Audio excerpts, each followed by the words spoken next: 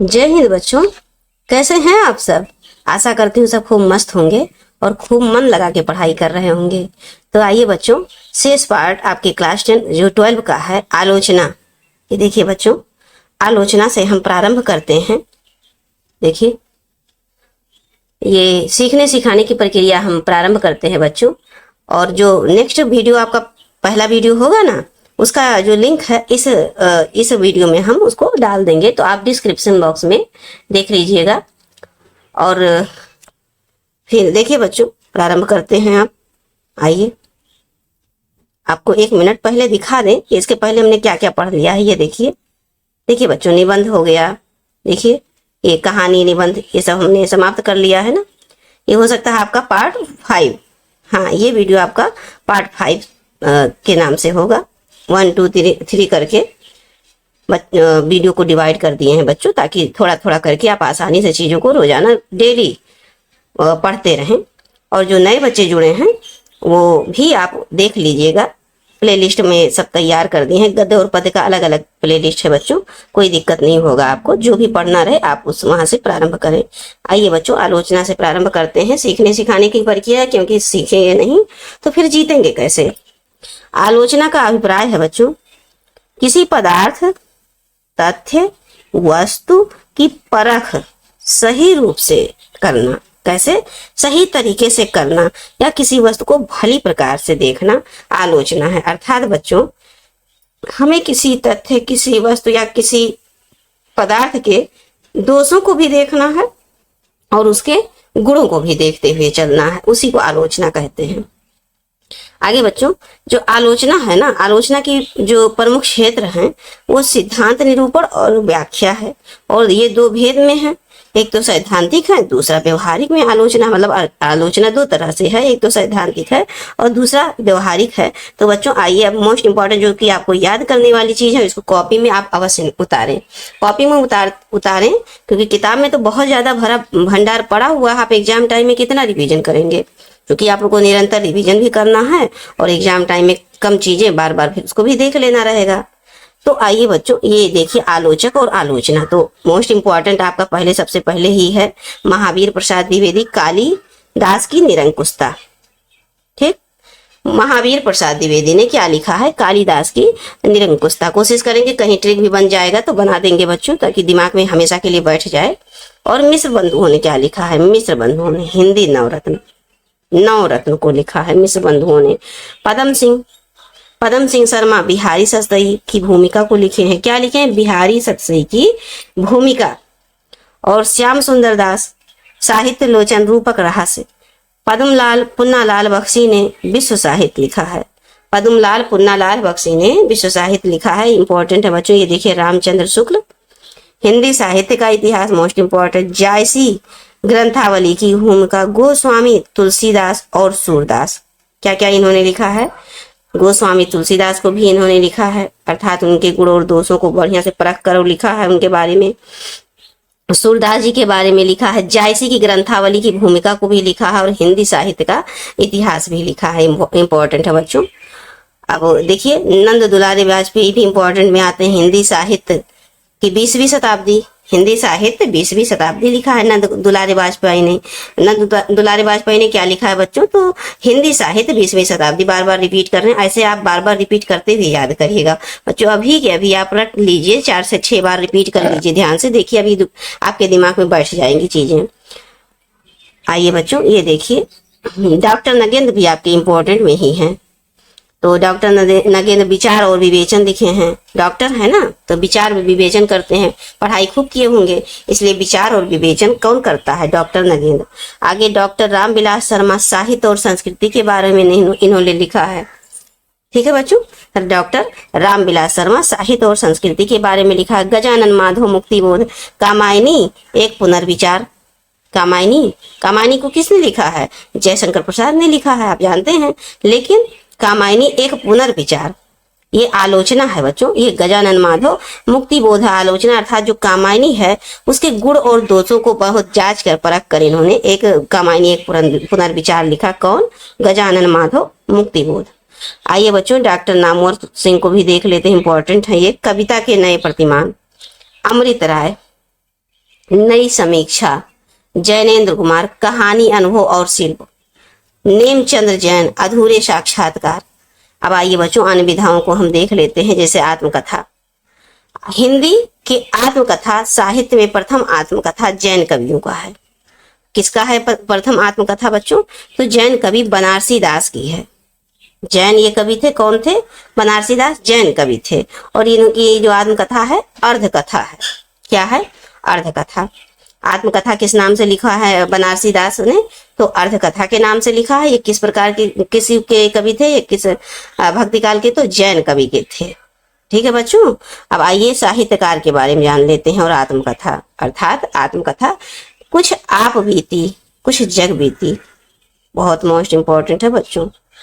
कुछ आप बीती कुछ जग बीती भारतेंदु हरिश्चंद्र के द्वारा लिखा गया है। कुछ आप बीती कुछ जग बीती। भारतेंदु हरिश्चंद्र ने क्या लिखा है बच्चों? कुछ आप बीती कुछ जग बीती। अंबिका दत्त व्यास, देखिए बच्चों इनका जन्म भारतेंदु हरिश्चंद्र जी का 1850 में हुआ था। और साथ ही इन्हीं के समकालीन थे, इन्हीं मंडल के भारतेंदु मंडल के भी हैं ये अंबिका दत्त व्यास भी हैं। इनका जन्म 1858 में हुआ है। इन्होंने क्या लिखा? अंबिका दत्त व्यास ने निज वृत्तांत लिखा। क्या लिखा बच्चों? आप अंबिका देवी के पास जाएंगे तो किसका वृत्तांत बताएंगे? किसी और का बताएंगे क्या? निज का, स्वयं का वृत्तांत कहेंगे। अपने दुखड़े को रोएंगे, अपनी दुखड़े को कहेंगे ना। अंबिका देवी के पास जाएंगे, माता अंबिका के पास, जगदम्बा के पास जाएंगे तो बस ऐसे दिमाग में बना लीजिए, यहीं पर ऐसे साइड में ऐसे ब्रैकेट करके यहाँ पर लिख लीजिए। अंबिका के पास जाके निज का वृत्तांत कहेंगे, अपने दुख की वार्ता कहेंगे, बस ऐसे लिख लेंगे। अब ये समझ लीजिए कि आपके दिमाग में 2 से 4 बार लिख के और रिपीट कर लीजिए, कभी नहीं भूलेगा। जैसे आएगा निज वार्ता, आप निज वार्ता, निज वृत्तांत अर्थात दुख कथा। और अपनी दुख खुद की कथा किससे कहेंगे? सबसे थोड़ी कहते फिरते हैं, सब ईश्वर के पास, भगवान के पास, अपनी देवी दुर्गा के पास जिसको मानते हैं उनसे कहते हैं। बस इसी ऐसे ट्रिक है बेटा, और कुछ विशेष नहीं, बस ये याद करने का। आइए बच्चों देखिए, स्वामी श्रद्धानंद कल्याण का पथिक। स्वामी श्रद्धानंद, चूंकि वो स्वामी श्रद्धानंद ने कल्याण की ही बात समझेंगे, कल्याण का पथिक। आगे बच्चों देखिए, ये स्वामी सत्यानंद अग्निहोत्री, मुझ में देव जीवन का विकास, मुझ में देव जीवन का विकास। आइए बच्चों, भाई परमानंद आप बीती लिखे हैं। भाई लोग तो आप बीती जानते हैं ना, कोई और थोड़ी जानेगा। आप बीती, आपके भाई का आप बीती कौन जानेगा? आप जानेंगे ना, कोई और थोड़ी जानेगा। तो आप ऐसे दिमाग में लगाइए, भाई परमानंद आप बीती भाई ही जानते हैं। देखिए भाई आप बीती। सुभाष चंद्र बोस तरुण स्वप्न। सुभाष चंद्र बोस भारत की आजादी में बहुत खास अहम रोल रहा है बच्चों, तो तरुण स्वप्न याद रखिएगा। सुभाष चंद्र बोस, तुम मुझे खून दो मैं तुम्हें आजादी दूंगा, याद करिए। तरुण स्वप्न लिखा है इन्होंने, सुभाष चंद्र बोस ने। आइए अब जवाहरलाल नेहरू को देख लेते हैं। मेरी कहानी, याद आया बच्चों? जवाहरलाल नेहरू मेरी कहानी।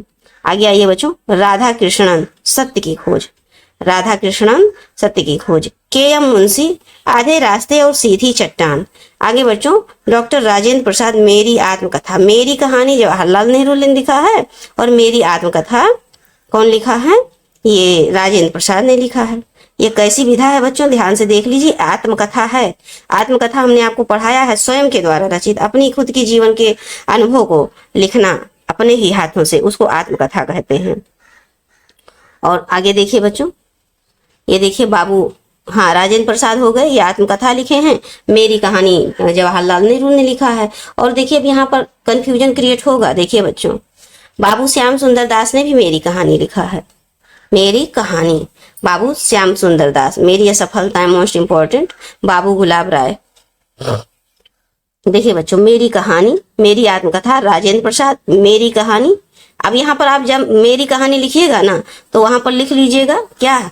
यहाँ पर देखिए, यहाँ पर लिख लीजिएगा। पहले आप यहाँ लिख लीजिएगा, मेरी कहानी लिखिए, यही ब्रैकेट में लिख लीजिएगा। कौन आगे कौन है? ये देखिए मेरी कहानी बाबू श्याम सुंदर दास। तो आप यहाँ पर भी लिखिएगा ब्रैकेट में करके, बाबू श्याम सुंदर दास। और जब इनका लिखिएगा, देखिए जब मेरी कहानी इनका लिखिएगा, ये देखिए बाबू से मेरी कहानी, यहाँ ब्रैकेट में लिख दीजिएगा जवाहरलाल नेहरू। इसे जब आप दोनों पढ़ेंगे ना बच्चों तो दिमाग में रहेगा। आप जब चाहे इनको दे देंगे एग्जामिनर, चाहे उनको दे देंगे, तो आपके दिमाग में बना रहेगा कि दोनों लोगों ने लिखा मेरी कहानी। तो कोई एक ही रहेंगे, दोनों तो रहेंगे नहीं, एक ही रहेंगे, बस आप समझ जाएंगे। ऐसे ये याद करने का सिस्टम है बच्चों। आइए, राहुल सांकृत्यायन मेरी जीवन यात्रा, ये मोस्ट इंपॉर्टेंट है और बहुत सुना सुनाया है, आप लोग जानते होंगे, याद कर लीजिएगा इसे। वियोगी हरि मेरा जीवन प्रवाह, बाबू गुलाब राय मेरी असफलता, ये भी मोस्ट इंपॉर्टेंट है। सुमित्रा नंदन पंत 60 वर्ष एक रेखांकन, शांति प्रिय द्विवेदी, शांति प्रिय द्विवेदी, परिव्राजक की प्रजा, परिव्राजक की प्रजा। अब देखिए बच्चों यहाँ पर कैसे कुछ ट्रिक लगाइए, कुछ तो देखिए इसमें कॉमन सा मिल रहा है, देखने में कॉमन सा आ रहा है। यहाँ पर देखिए आधा रहा है ना बच्चों। प्रजा में भी प्रिय प्रजा, प्रिय प्रजा, देखिए ऐसे भी आप याद कर सकते हैं। देखिए ये सब बहुत काम करता है, क्योंकि ये सब ऐसी चीजें बहुत कंफ्यूजन क्रिएट करते हैं बच्चों। एग्जाम टाइम में जो ऑप्शन दिया होता है ना, तो दिमाग और मतलब चलता कि कौन ये सही है ये। और जब आप अच्छे से मतलब सिस्टमेटिक, जैसे मान लीजिए कोई कवि हैं, आपने उनको क्या कहते हैं कुछ ट्रिक जोड़ के लिख दिया, या जैसे किसी एक कहानी को कोई 2 लोगों ने लिखा है तो दोनों जगह पर दोनों लोगों का नाम लिख दीजिए, और जब भी आप याद करेंगे दिमाग में आप तुरंत बैठता चला जाएगा, और एग्जाम टाइम में एकदम सही का सही आप लगाएंगे, बिल्कुल भी कहीं गलत होने का कोई चांस नहीं रहेगा बच्चों। आइए अब नेक्स्ट देखते हैं। ये देखिए अब ये एक रह जाते हैं, कौन है आपके, यशपाल सिंहावलोकन, सुना सुनाया बहुत है और याद कर लीजिएगा इसको। हरिवंश राय बच्चन मोस्ट इंपॉर्टेंट है बच्चों। क्या भूलूं क्या याद करूं, हमने पहले भी आपको रिपीट कराया होगा कहीं, और नहीं तो आगे कराते रहेंगे इसे। क्या भूलूं क्या याद करूं, नीड़ का निर्माण, फिर और बसेरे से दूर, और 10 द्वार से सोपान तक, की 4 आत्मकथाएं हैं इनकी। कितनी, 4 आत्मकथाएं हैं। आइए बच्चों अब ये देखिए, अब जीवनी की तरफ हम लोग चलते हैं। आत्मकथा तो समझ गए आप कि स्वयं के द्वारा अपनी खुद के जीवन का घटित घटनाएं, और जीवनी अर्थात किसी अन्य के जीवन में घटित घटनाएं कोई अन्य लिखे। तो देखिए बच्चों, जीवनी इतिहास जैसी प्रामाणिकता और तथ्यपूर्णता के साथ साथ साहित्यिकता के तत्वों से परिपूर्ण हो उसे जीवनी कहते हैं। और राष्ट्रीय महापुरुषों की जीवनियां अधिक साहित्यकारों की जीवनियां अपेक्षाकृत कम मिलती हैं। अर्थात जो राष्ट्रीय महापुरुष हैं बच्चों, उनकी जीवनियां बहुत सारे लोगों ने लिखा है, लेकिन जो साहित्यकार हैं उनकी जीवनियां अपेक्षाकृत इनकी अपेक्षा थोड़ा सा कम लिखा गया है। तो यही कहना चाहते थे। अब आइए बच्चों, अब जो हमको याद करने योग्य चीजें हैं वो हमको याद ही करना है, इसको कोई मतलब कोई चांस और नहीं है। देखिए बच्चों, कलम का सिपाही कौन लिखा है, प्रेमचंद की जीवनी है। लिखा किसने, अमृत राय ने लिखा है। अब बताइए बच्चों, ये अमृत राय कौन है, बताइए। तो ये प्रेमचंद के पुत्र हैं। और कलम का मजदूर भी इन्हीं का है, ये मदन गोपाल ने लिखा है। यहाँ पर थोड़ा सा कंफ्यूजन है बच्चों कि ये प्रेमचंद के पुत्र हैं या नहीं, क्लियर करेंगे हम। और अब आगे देखिए, कलम का सिपाही अमृत राय, कलम का सिपाही अमृत राय और कलम का मजदूर, दोनों जीवनी ही है। इसको अमृत राय ने लिखा सिपाही को, और मजदूर को देखिए माँ से मजदूर माँ से मदन, ऐसे भी आप याद कर सकते हैं। ट्रिक से जब आपने माँ से मजदूर और माँ से मदन याद कर लिया तो अमृत राय अपने आप अलग होगी। सिपाही कौन थे, अमृत राय थे।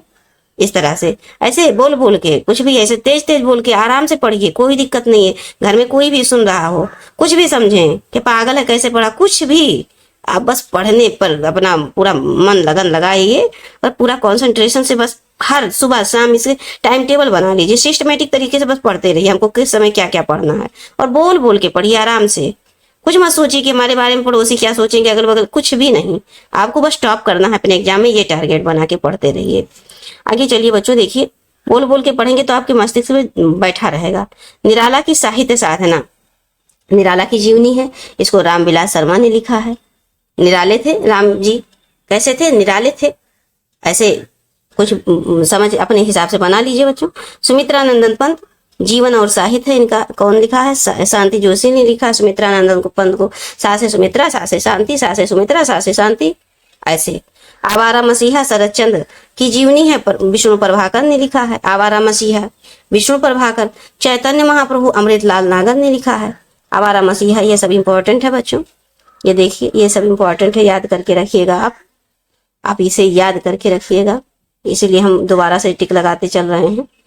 ये देखिए प्रेमचंद घर में ये इनकी बीवी थी, प्रेमचंद की, शिवरानी देवी, एकदम श्योर है बच्चों, ये इनकी बीवी थी। प्रेमचंद घर में इन्होंने लिखा था जीवनी, प्रेमचंद घर में शिवरानी देवी ने लिखा था, इनकी पत्नी थी प्रेमचंद की। अकाल पुरुष गांधी जैनन कुमार ने लिखा था। महाप्राण निराला गंगा प्रसाद।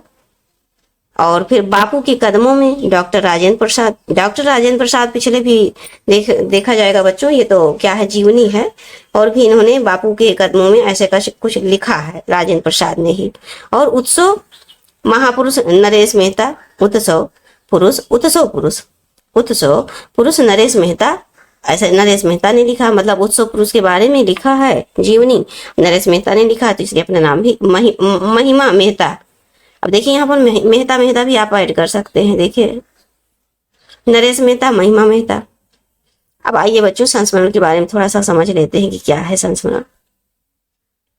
संस्मरण बच्चों सम प्लस अस्मरण, सम उपसर्ग लगा हुआ है। संस्मरण में क्या लगा हुआ है, ये आपको संधि विच्छेद में भी आ सकता है कि संस्मरण में कौन सा, संस्मरण का संधि विच्छेद कीजिए तो समधन स्मरण। संस्मरण अर्थात समय स्मरण। बाबू बाल मुकुंद गुप्त ने 1907 में पंडित प्रताप नारायण मिश्र का संस्मरण लिखकर इस विधा का सूत्रपात किया, अर्थात शुरुआत किया। डॉक्टर गोविंद त्रिगुणायत के अनुसार क्या है, डॉक्टर गोविंद त्रिगुणायत के अनुसार क्या है कि संस्मरण का प्रथम लेखक सत्यदेव को मानते हैं। ये सत्यदेव के परिव्राजक मेरी कैलाश यात्रा को ये मानते हैं संस्मरण को, मतलब परिव्राजक नाम से सत्यदेव परिव्राजक ने लिखा है मेरी कैलाश यात्रा, ये इनके अनुसार है। लेकिन वैसे तो ये 1907 में प्रताप नारायण मिश्र का संस्मरण लिखा गया है, बाल मुकुंद ने लिखा है और यहीं से शुरुआत माना जाता है। लेकिन इनके अनुसार ये सत्यदेव परिव्राजक हैं, मेरी कैलाश यात्रा से मानते हैं। तो ये बच्चों ये भी अब इंपॉर्टेंट चीजें इसमें से उतार लेते हैं। देखिए संस्मरण और उनके रचनाकार Mahadevi Verma, very very important बच्चों। ये देखिए अस्मृत की रेखाएं समारिका, किसी भी तरह इनको याद रखिएगा। कन्हैया लाल मिश्र प्रभाकर, दीप जले शंख बजे, हरिवंश राय बच्चन, नए पुराने झरोखे संस्मरण है ये। उपेंद्र नाथ अस्क, मंटो मेरा दुश्मन, ज्यादा अपनी कम पराई, ज्यादा अपनी कम पराई, मंटो मेरा दुश्मन, उपेंद्र नाथ। विष्णु प्रभाकर, कुछ शब्द कुछ रेखाएं, राहुल सांकीर्त्यायन, राहुल सांकेत, बचपन की स्मृतियां मोस्ट इंपॉर्टेंट, मेरे असहयोग के साथी, जिनका मैं कृतज्ञ हूँ। आगे बच्चों जगदीश चंद्र माथुर को देखिए, जगदीश चंद्र माथुर ने क्या लिखा, 10 तस्वीरें, जिन्होंने क्या नाम है, जिन्होंने जीना जाना 10, जगदीश 10 ऐसे याद कर लीजिए। जगदीश इसमें भी जगदीश में भी सा है, 10 में भी 10 तस्वीरें, और जिन्होंने जीना जाना, इस तरह से। सेठ गोविंद दास, स्मृति कर, चेहरे जाने पहचाने, नगेंद्र, डॉक्टर नगेंद्र, चेतना की भी, माखन लाल चतुर्वेदी, समय के पांव, इंपॉर्टेंट है बच्चों, इसको लिख लीजिएगा। रामधारी सिंह दिनकर, लोकदेव नेहरू संस्मरण और श्रद्धांजलि, ये रामधारी सिंह दिनकर का है, इसको भी लिख लीजिएगा। अब आइए नेक्स्ट यात्रा विरित पे चलते हैं बच्चों, यात्रा विरित पे चलते हैं। देखिए यात्रा शब्द या धातु में अष्टरन प्रत्यय का प्रयोग हुआ है। यात्रा के जो प्रत्यय बच्चों शब्द के अंत में लगता है और उपसर्ग शुरुआत में लगता है, तो प्रत्यय अष्टरन प्रत्यय का प्रयोग हुआ, जिसका अर्थ होता है जाना, कहीं पर जाना। भारतेंदु जी के विविध यात्रा विरित कवि वचन सुधा के 1871 से 1889 तक के अंकों को प्रकाशित किया था। देखिए बच्चों फिर से 1871 से 1889, ये आपको नहीं पूछेगा डेट, ये पूछ सकता है कवि वचन सुधा किसकी यात्रा विरित है, तो आप भारतेंदु हरिचंद का लगाएंगे, इंपॉर्टेंट समझिए। आगे बच्चों अब थोड़ा और देख लीजिए। राम नारायण मिश्र यूरोप यात्रा के 6 मास, और देखिए इनका तो आप याद ही करके रखिए, बहुत सारा यात्रा इन्होंने लिखा, मेरी लद्दाख यात्रा, मेरी तिब्बत यात्रा, हिमालय परिचय, किन्नर देश में घुमक्कड़ शास्त्र, एकदम याद करके रखिए बच्चों, इंपॉर्टेंट है ये। राम वृक्ष बेनीपुरी, ये भी इंपॉर्टेंट है। पैरों में पंख बांधकर, वृक्ष पे चढ़ गए थे। उड़ते चलो कहने लगे राम वृक्ष। आगे बच्चों, भगवत शरण उपाध्याय, वो दुनिया सागर की लहरों पर, वो दुनिया सागर की लहरों पर। भगवत शरण उपाध्याय, वो दुनिया, और दूसरा सागर की लहरों पर। अज्ञे जी ने लिखा है अरे यायावर, अरे आसे, अरे आसे अज्ञे, आसे अरे, आसे अज्ञे, अरे यायावर रहेगा याद। एक बूंद सहसा उछली अज्ञे। बस ये इंपॉर्टेंट है बच्चों, याद कर लीजिएगा अज्ञे को। और फिर उसके बाद डॉक्टर नगेंद्र आते हैं तंत्र लोक में यंत्र लोक तक। अब यहाँ पर देखिए, इसमें नीचे रा लगा हुआ, यहाँ पर भी दोनों जगह पर रा लगा है। ऐसे फिर थोड़ा सा दिमाग लगाइएगा। तंत्र लोक से यंत्र लोक तक, तंत्र लोक से यंत्र लोक तक, नगेंद्र तंत्र लोक से यंत्र लोक तक। फिर आगे देखिए बच्चों, सेठ गोविंद दास, पृथ्वी परिक्रमा और सुदूर दक्षिण में। जो सेठ रहेगा वही तो जाएगा बच्चों परिक्रमा करने, पैसा लगता है ना परिक्रमा करने में। तो सेठ गोविंद पृथ्वी का परिक्रमा किए और सुदूर दक्षिण में भी गए। देवेंद्र सत्यार्थी, धरती गाती है कह रहे हैं। देवेंद्र सत्यार्थी कहते हैं कि धरती गाती है, लिख लीजिएगा यहाँ पर। रागे राघव, तूफानी, बीच में, तूफानों के बीच में। रागे राघव कहते हैं बच्चों कि तूफानों के बीच में। क्या रागे राघव गए थे कहाँ? तूफानों के बीच में। मोहन राकेश, आखिरी चट्टान इंपॉर्टेंट है बच्चों। भदंत आनंद कौशल्यायन, आज का जापान लिखा है इन्होंने। ये सब यात्रा है, यात्रावृत्त। यशपाल ने क्या लिखा? लोहे के दीवार के दोनों तरफ। यशपाल।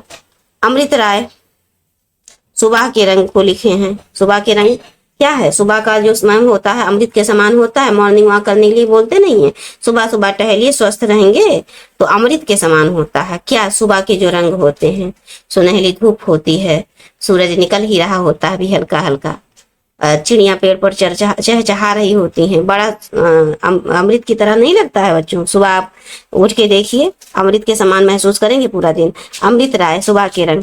अब हंस कुमार तिवारी, ये बच्चों देखते हैं एक मिनट। हाँ, हंस कुमार तिवारी है। हंस कुमार तिवारी।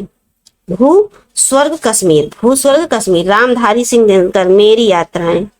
इंपॉर्टेंट है बच्चों, लिख लीजिए। प्रभाकर माचवे भी आपकी इंपॉर्टेंट। गोरी नजरों में हम, का लेकर हिमालय की यात्रा। और निर्मला जैन, दिल्ली शहर दर शहर। नासिरा शर्मा, ये देखिए बच्चों इंपॉर्टेंट है। जहाँ फव्वारे लहू रोते हैं, जहाँ फव्वारे लहू रोते हैं। और मधु कांकरिया, बुद्ध बारूद और पहाड़। ये सब कहाँ होते हैं? कंकड़ जहाँ होता है, बारूद पहाड़ तक के पास क्या होता है? कंकड़ नहीं होता है, बहुत सारे कंकड़िया। क्या? बारूद पहाड़। अब बारूद पहाड़ और बुद्ध अलग, बारूद और पहाड़ अलग है और बुद्ध अलग है। देखिए बच्चों कॉमा लगा हुआ है यहाँ पर। तो हमें लगता है अब हमें यहीं पर समाप्त करना चाहिए, क्योंकि बहुत सारा हो जाएगा, आपको इसको लिखना भी है। तो आइए बच्चों, हम नेक्स्ट रेखा चित्र के रचनाओं से प्रारंभ करेंगे। तो यहीं से समाप्त करते हैं बच्चों क्लास को। और अगर आपको कुछ समझ में नहीं आ रहा है तो आप कमेंट अवश्य करें, चीजें बताएं, समझ में आए तो भी लिखें। नीचे जो वीडियो के नीचे कमेंट बॉक्स होता है, वहां पर आप टैप करेंगे तो वहां पर आपका क्या कहते हैं जो कीबोर्ड आता है आ जाएगा, और आप वहां अपनी चीजें, अपनी बातों को रख सकते हैं। और हमारा जो चैनल है बच्चों, लक्ष्य हिंदी क्लासेस, इसको सब्सक्राइब भी कर लें और वीडियो को लाइक भी करें, अपने दोस्तों को शेयर भी करें बच्चों। तो इन वाक्यों के साथ आइए अब हम इस वीडियो को समाप्त करते हैं और मिलते हैं अगली क्लास में रेखा चित्र के साथ। तो जय हिंद बच्चों।